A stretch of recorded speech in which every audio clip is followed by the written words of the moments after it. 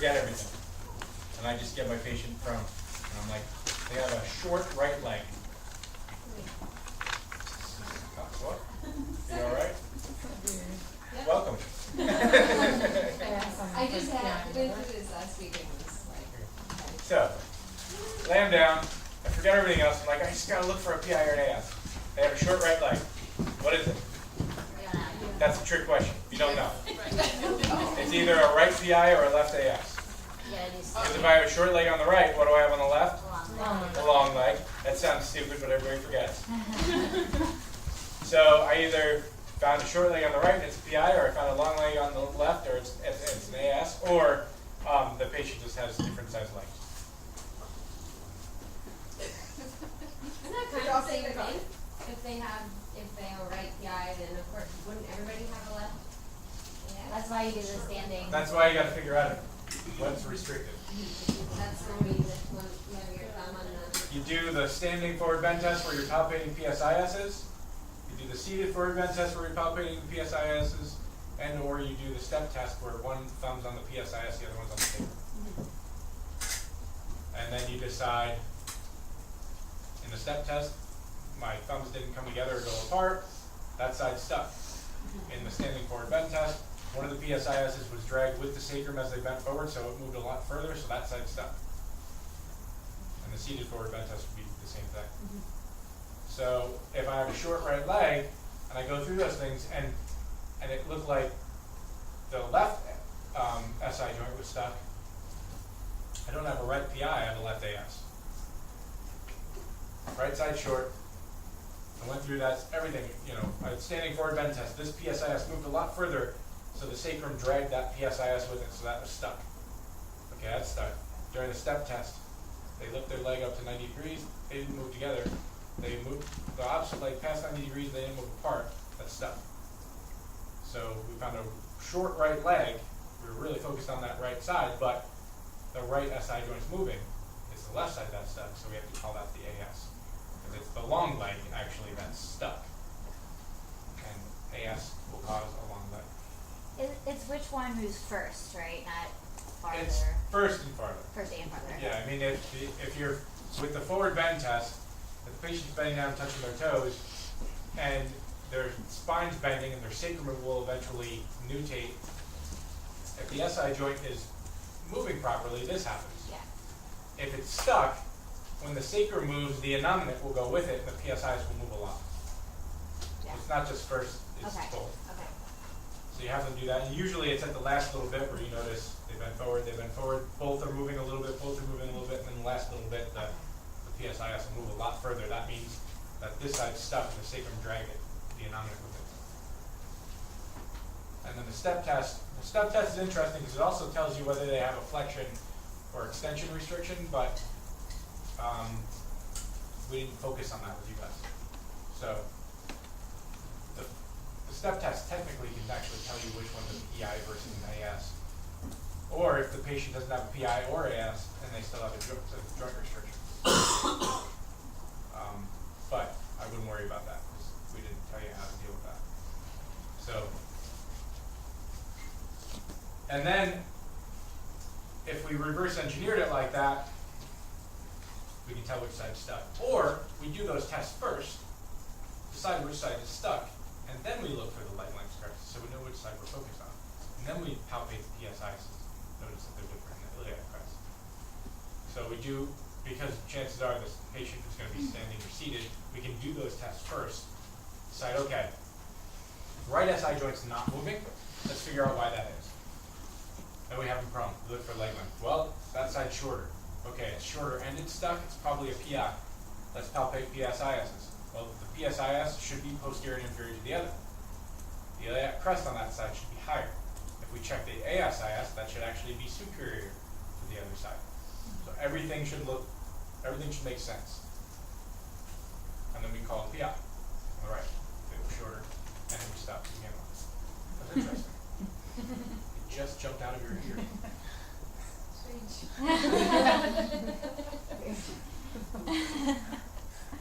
See that? Yeah. The Lotus wants to go home. Weird stuff's happening today. dropping stuff and catching it like a ninja? What did you drop? It's a freeze It's very crunchy. Yeah, Crunchy. yeah, that's why when I impressed it.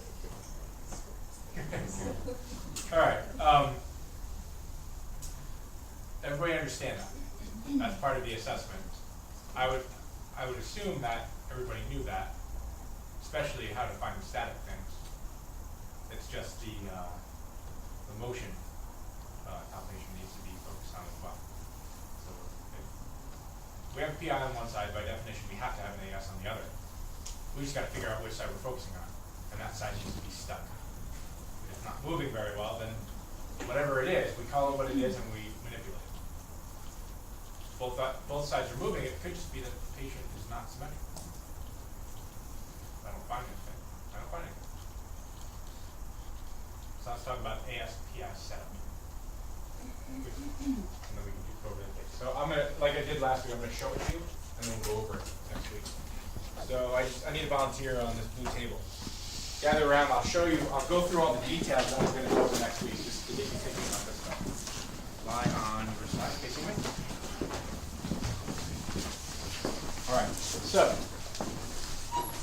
first few steps, exactly the same. I want to make sure the patient's positioned properly on the table and they're comfortable so they're not going to fall off. The only difference, or the first difference, is I'm not torquing the low back. There's no reason to do that. There's no reason to create that kind of torque when we're focusing on the SI joint. So flex the hip to 90 degrees. Keep twitching. There we go. And then I maintain this position. So I just let this all go. Her hip pops, lower than 90 degrees, her knee might drop, so I keep this all here with my leg. And then I decide what I'm going to do. So if I'm going to start with a PI ilium, my hypothenar contact is going to be on the PSIS, and I need to get the patient into a position where my thigh, on the patient's thigh, creates opening of the SI joint like that. So put the arms like this. I still need to contact the arms like that, but I don't need to do this. I just contact the arms there so she feels safe on the table. And then I get my contact on the PSIS. And now again, this is a really crappy position for me to be in, so I need to bring all this here. So we're going to do the exact same thing. I'm rolling the patient over, I'm pinning the patient to the table. It's just, I'm not going to have them in any kind of counter torque. My contact's here. I roll over, watch. I do this kind of like shuffle pin. That's not enough. That's perfect. So now my thigh is pushing down the patient's thigh, and that's creating this opening. And once I'm there, my forearm directs the force like this, and then she takes a deep breath as she exhales, and keep all this here, and drop. This is one where really flexible people, you might be right on the edge of the table. You just have to be cognizant of that. You don't necessarily want to drop where you slam their inner thigh on the side of the table. If that's the case, you might have to have them scoot the bottom hip under a little bit to bring that leg up. So now, it's probably not going to be hitting the table. So I can get into the same position, and we're not hitting the table. I can drop on this and not actually hit the table. Feels like there's a lot of force going through here, like into my hip on the other side. Yeah, well, I didn't have your attention there. Okay. If I really wanted to do it, I would be more here. Okay. Okay. Yeah. So notice my contact is here, PSIS. If I roll over like that, and I just drop there, it's not going to do it. So I need to actually roll over a little bit more so I can drop here. And it really is a difference. Like if I drop there, I'm on the trochanter. If I roll over just a tiny bit more, that gives me an opportunity to drop on the PSIS. So it's not that I have to have the patient all the way like that. That actually is, you okay? I got you. You're not going to fall. That would give me the perfect vector, but it wouldn't allow me to use this as leverage. So it's like I'm slamming into the PSIS, which is not going to do anything. It's almost like doing a prone PI manipulation, which doesn't really work. Could you please show again the position of your right hand? Thank you. And I want to get it where, again, I can drop right about there. I'm never going to get it to where I can drop in the middle of my hand, because that would be rolling her over way too much. But if I can get it to drop here, that's perfect. If we're rolled over about that far, I can't. See, it's literally like this much. Now I can actually drop and get that force to go through the PSIS. If I do that, I'm just slamming my sternum into her trochanter. That doesn't feel very good. What's the vector Right. of force?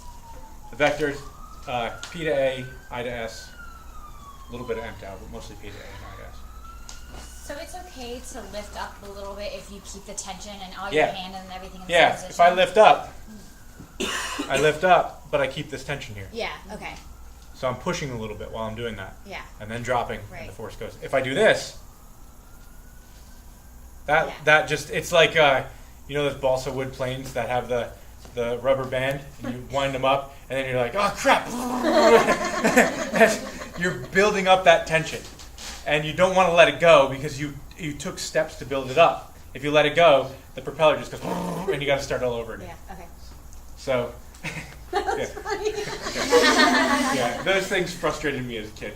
I'd be like, I just want this thing to fly. In my face. Come on. My dad would laugh. Sneak into your room at night. You slept. It's amazing when those things flew. You're like, what? This thing weighs like 2 ounces and it's got a rubber band on it and it's actually flying. AS. So PI ilium. Here's a hemipelvis. Innominate, sacrum. If I had a third hand, I could make the other innominate. But that'd be weird. So a PI ilium is like this. Okay? So this is posterior and that's anterior. PI's rock back like that. So we need to actually do this with it. Roll on your side again. By me pushing on that PSIS, I'm doing this, which is exactly what we need to do for that PI. And AS is like this.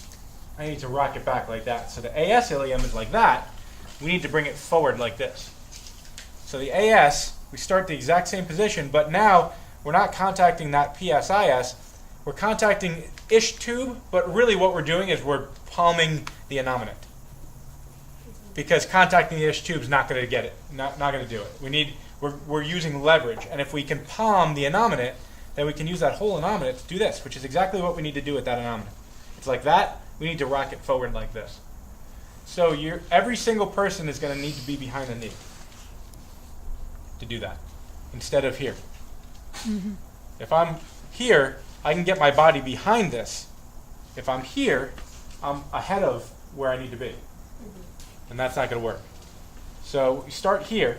Scoot towards me a little bit. There we go. Palm the innominate as much as possible. And then as I flex the hip more, I rock the innominate around with my contact. And then eventually I get to this spot and my drop and my contact are separated, so I need to bring those two together.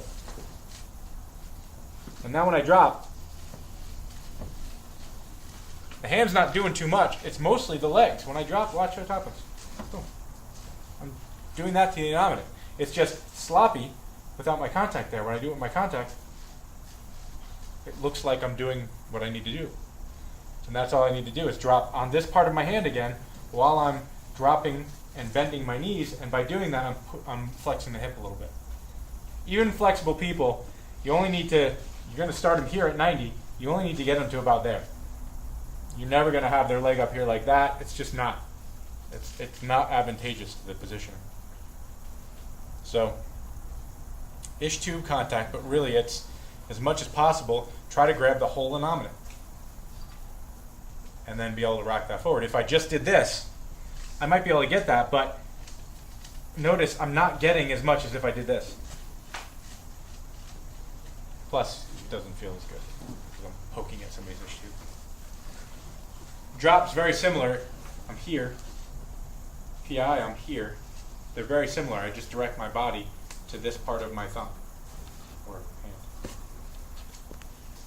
So for both PI and AS, you standing behind Nope, that's their just for the AS. just PI, for I'm the straddling their knee. okay. Straddling kind of, or just like we did with lumbars, Mm-hmm. kind of straddling or kind of here. Yeah. But AS, you need to be behind here I see. because my contact goes from here to here. Mm-hmm. So I can get over my contact here, but if I'm here, I can't get over my contact if it's back there. Now I'm actually ahead of my contact, and I would need to do something like this, where I'm separating my lower part of my body from my upper, and that's really hard to drop that way without hurting yourself. Okay. All right. Who's going to be patient? Who's going to be doctor? Decide. Patient's